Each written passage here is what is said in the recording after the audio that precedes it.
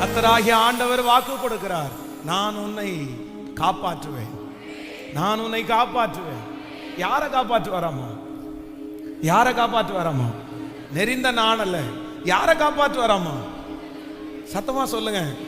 மங்கி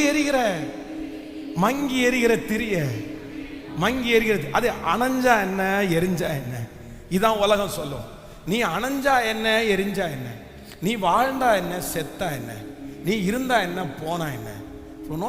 பிரயோஜனமே இல்லை, பிரயோஜனமே இல்லை. ஆனா ஆண்டவர் என்ன பண்றாருன்னா, கர்த்தர் இன்னைக்கு நிறைய பேருக்கு வாக்கு கொடுக்கிறாரு. நெறிந்த நாணலை முறியாமலும் முங்கி எரிகிற தெரிய. நீங்க ஃபீல் பண்ணலாம், நான் சாகிற மாதிரி கிடக்கிறேன் பாஸ்டர் அப்படின்னா, ஒருவேளை சரீர பிரகாரமா நீங்க பெலனா இருக்கலாம் சரி, ஆனா ஆவிக்குரிய வாழ்க்கை சாகிற மாதிரி இருக்கலாம். உங்க விளக்கு அணைகிறது மாதிரி இருக்கலாம், விளக்கு அணைகிற மாதிரி இருக்கலாம். ஆனா கர்த்தர் அணைய விட மாட்டார், ஆண்டவர் அணைய விட மாட்டார். உங்க விளக்கு அணையாது, உங்க விளக்கு அணையாது, உங்க விளக்கு அணையாது, உங்க பிள்ளையினுடைய விளக்கு அணையாது. இது தீர்க்க தரிசனமான வார்த்தை. அவருடைய கரத்தினுடைய நிழல் அணைய விடாது. எவ்வளவு பெரிய கோலியாத்து ஊதினாலும் ஆமென், உங்க கர்த்தர் தடுத்து நிறுத்துகிறதற்கு வல்லவராயிருக்கிறார். ஹல்லேலூயா, ஆமென். ஏன்னா அதுல இருக்கிறது ஊத்தப்பட்டது கர்த்தருடைய அபிஷேகம். நம்பர் 2, இரண்டாவதாக இந்த நாணலை ஆண்டவர் ஏன் காப்பாத்துறார் அப்படின்னு நான் யோசிக்கும் போது, நம்பர் 1, முதலாவதாக இந்த நாணலை ஆண்டவர் காப்பாற்றுவதற்கு காரணம் என்னன்னா, பயன்படுத்தவே முடியாத ஒன்று. அப்படின்னா மனுஷங்க ஏன் இந்த நாணலை காப்பாற்ற மாட்டாங்க அப்படின்னு சொன்னா, அது காப்பாற்றி எந்த பிரயோஜனம், அது பயன்படாது. நம்பர் 2, இரண்டாவதாக ஒரு வசனத்தை வாசிக்கலாமே. நீங்கள் 1 சாமுவேல் 30ஆம் அதிகாரத்தினுடைய 11வது வசனத்தை வாசிக்கலாமா? 1 சாமுவேல் 30ஆம் அதிகாரத்தினுடைய 11வது வசனத்தை வாசிக்கலாம். ஒரு எகிப்தியனை வெளியே அவர்கள் கண்டு அவனை தாவீதினிடத்தில் கொண்டு வந்து புசிக்க அவனுக்கு அப்பமும் குடிக்க தண்ணீரும் கொடுத்து அத்திப்பழ அடையின் ஒரு துண்டையும்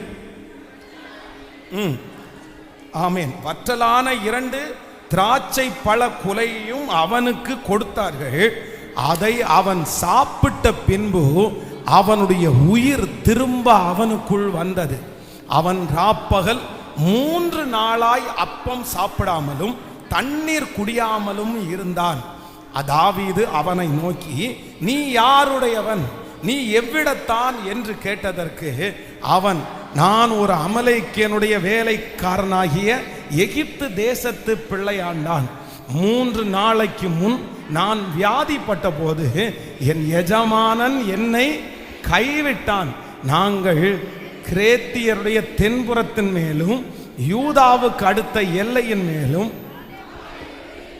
காலேப்புனுடைய தென்புறத்தின் மேலும் படையெடுத்து போய் சிக்லாக்கை அக்னியினால் சுட்டரித்தோம் என்றான். ஆமென்.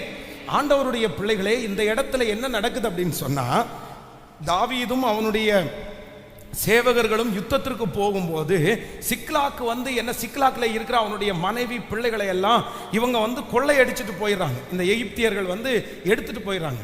அப்போ தாவீதும் அவனோடு கூட இருக்கிறவர்களும் தங்களுக்கு பலனற்று போகும் மட்டும் இப்ப அழுறாங்க. கர்த்தரிடத்துல கேட்கிறா, இந்த தண்டை நான் பின்தொடரட்டுமா, நான் பிடிப்பேனா என்று கேட்ட உடனே கர்த்தர் சொல்றாரு, நீ போ, நீ அந்த தண்டை பின்தொடர்வாய் அப்படின்னு சொல்றாங்க. இப்ப இவங்களுக்கு என்ன அப்படின்னு சொன்னா, 6 வரைக்கும் இவங்க ஸ்ட்ரெயிட்டா போயிட்டாங்க. ஆனா ஆற்றை இவர்கள் கடக்கும் போது இவங்களுக்கு எங்க போகணும் அப்படின்னு தெரியல. எங்க கூட்டிட்டு போனாங்க, எப்படி போனாங்க, எப்படி கொள்ளையடிச்சிட்டு போனாங்க. ஏன்னா ஒரே இடத்துல ஒரே வழியில போய் அவங்கள கண்டுபிடிச்சாதான், முதல்ல வழியை கண்டுபிடிச்சாதான் சத்துருவை ஜெயிக்க முடியும். அப்போ இவங்க வழியை காமிக்கிறதுக்கு யாருமே இல்லை. யாராவது ஒருத்தர் இப்படி போனாங்கன்னு சொன்னா பரவாயில்லையா அப்படின்னு நினைச்சிட்டு இருக்கும்போது வேதம் சொல்லுகிறது, ஒரு எகிப்தியனை அவர்கள் கண்டு தாவீதினிடத்தில் அவனை கொண்டு வந்தார்கள். இந்த மனுஷன் எப்படி இருக்கான் அப்படின்னு சொன்னா, ரொம்ப குற்றுயரும் கொலையுயிருமா இருக்கிறான். இவனுக்குள்ள சுத்தமா பலனே இல்லை.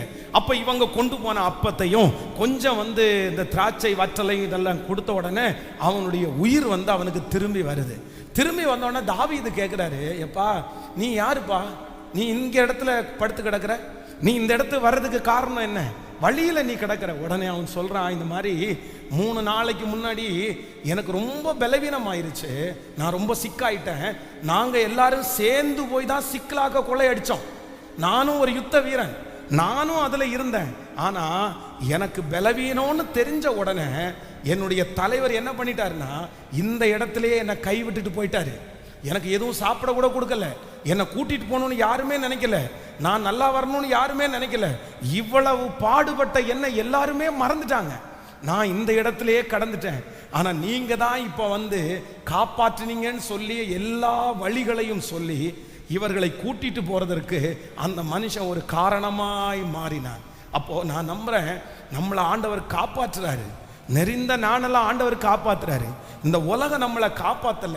ஏன் நம்மளை காப்பாத்தல அப்படின்னு சொன்னா, நம்மளால நிறைய பேருக்கு என்ன இல்லை அப்படின்னு சொன்னா, பிரயோஜனம் இல்லைன்றதுனால இந்த உலகம் நிறைய நேரத்தில் நம்மளை காப்பாற்றவே காப்பாற்றாது. இந்த உலகம் யாரை காப்பாற்றும்னா, அவர்களால் ஏதாவது பிரயோஜனம் இருந்தால் மட்டும்தான் இந்த உலகம் காப்பாற்றும்.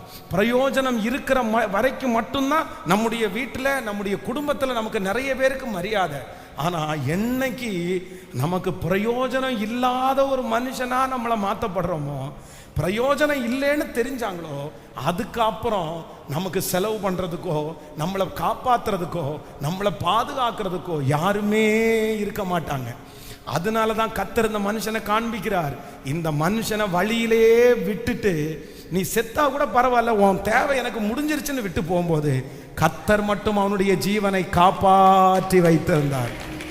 காரணம் என்னன்னா, இந்த நெறிந்த நாணல் யாருக்கு பயனோ இல்லையோ, யாருக்கு யூஸ்ஃபுல்லோ இல்லையோ, என் தேவனாகிய கர்த்தருடைய திட்டத்திற்கு, பெரிய ராஜாவுக்கு, தாவீது என்கிற ராஜாவுக்கு இந்த நெறிந்த நாண் அவசியமா இருக்கிறது. இந்த திரி அவசியமா இருக்கிறது. இந்த வெளிச்சம் அவசியமா இருக்கிறது.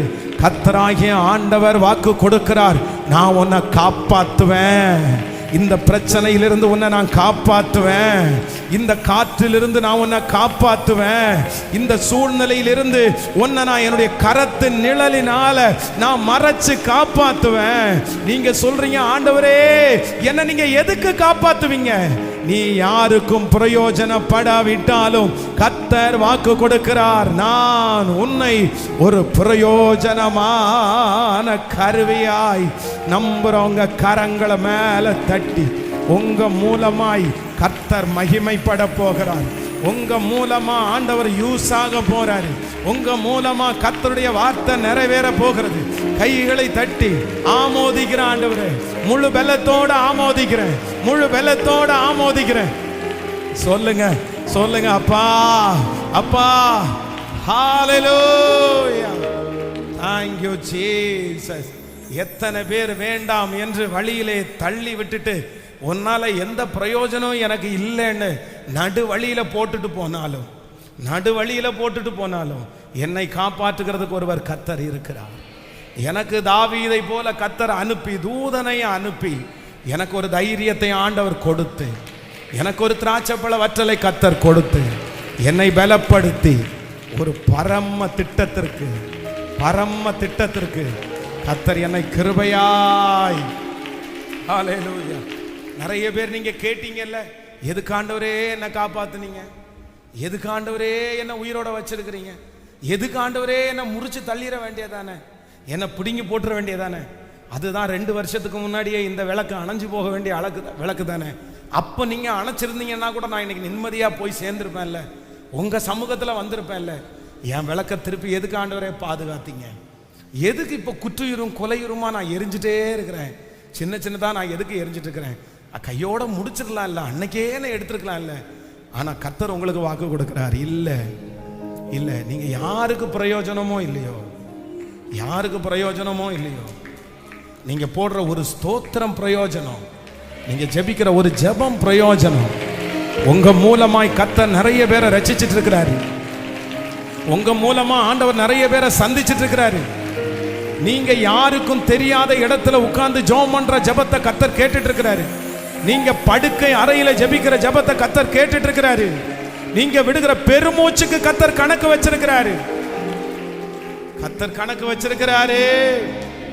உலகத்தில் இருக்கிற பார்வைக்கு நம்ம பிரயோஜனமானவர்கள் அல்ல, ஆனா தேவனுக்கு நான் ரொம்ப பிரயோஜனமான பாத்திரம். ஹல்லேலூயா. இப்போ இந்த மாதிரி ஒரு 100 நாள் நம்ம ஜெபம் பண்றோம் பாருங்களேன், அவருடைய நாமத்தை உயர்த்துறோம் பாருங்க, அவருடைய வார்த்தையை கேட்கிறோம் பாருங்க. இது யாருக்கு சந்தோஷமோ இல்லையோ, யாருக்கு சந்தோஷம்? சத்தமா சொல்லுங்க. அப்பா ரொம்ப சந்தோஷப்படுறாரு. அப்பா ரொம்ப சந்தோஷப்படுறாரு. இந்த ஜனத்தை எனக்கென்று ஏற்படுத்தினேன், இந்த ஜனத்தை எனக்கென்று ஏற்படுத்தினேன். இவர்கள் என் துதியை சொல்லி வருவார்கள். ஹல்லேலூயா.